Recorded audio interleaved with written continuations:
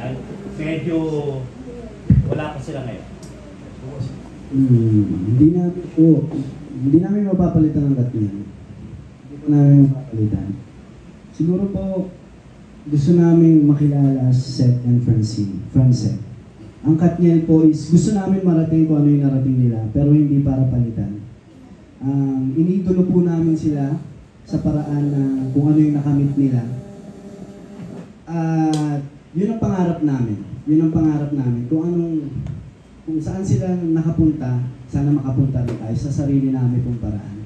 So ito, talagang malaking challenge sa amin itong pelikulan to.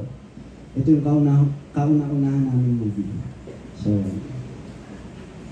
special siya. Francine, can we ask your reaction? Comment?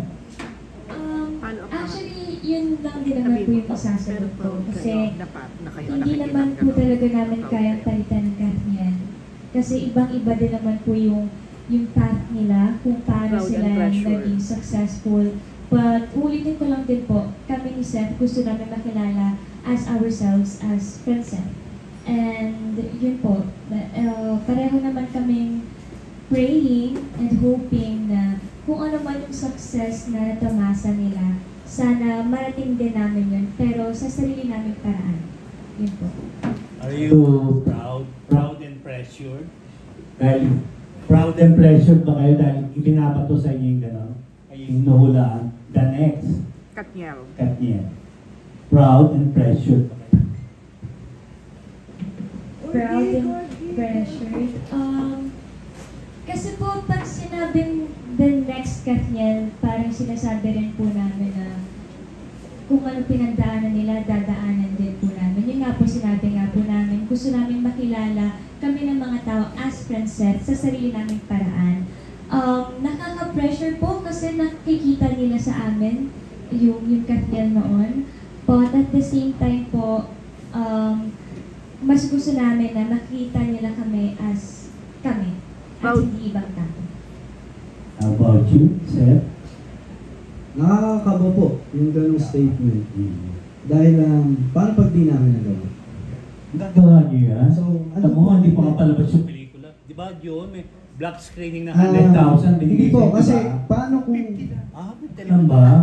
Nabawasan na ba? Okay. Kasi po, ang direction po talaga namin, gusto ko maging si Seth ako. Gusto ni Francine, maging si Francine siya. Gusto namin maging Francine. So, pag tinitignan ko siya na, uy, malakat niya yung Hindi mo na. malakat niya yung dalawa, si Seth para siyang si Daniel, si Francine para siyang si Catherine. So, alam niyo po yun na hindi ako magiging Daniel. Napakalabo pong mangyari niyan. Boses lang, ikaw na yun eh. Actually po kasi Yes. Hindi po ako magiging Daniel. Hindi po, ang Francette, hindi yan magiging Katniel.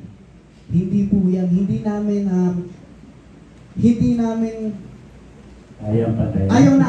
ayaw namin na maging Katniel.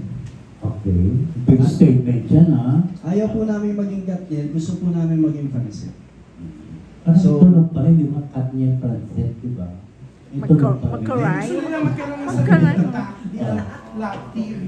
Okay, sige na, tuloy lang natin. Sa success siguro, kung ano narating nila, nakailang pelikula sila, gusto po namin maging ganon.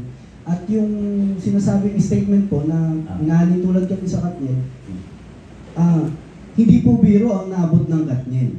Hindi po biro. Oo, nag-iwalay nga. Hindi po biro ang naabot ng Katniel. Pagdating po sa trabaho, hindi po biro yan. Kung anong nabigay nila sa industriya na ibahagi nilang talento, hindi po biro yun. So kami, bago kami makarating doon, hindi din po biro yung pagdadaanan namin.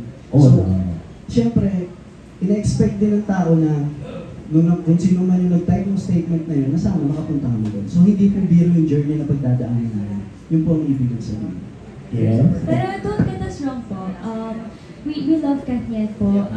Naging friends po namin sila. Actually, si Ate Katniel po, kapag nagkakasabay kami sa trabaho, nagbabatian kami, At mabait po sa akin si Ate Kat at syempre si Kuya TJ. Yun lang po talaga, gusto lang po namin klaruhin na hindi po kami ang susunod sa Katniel at hindi po namin papalitan ng Katniel.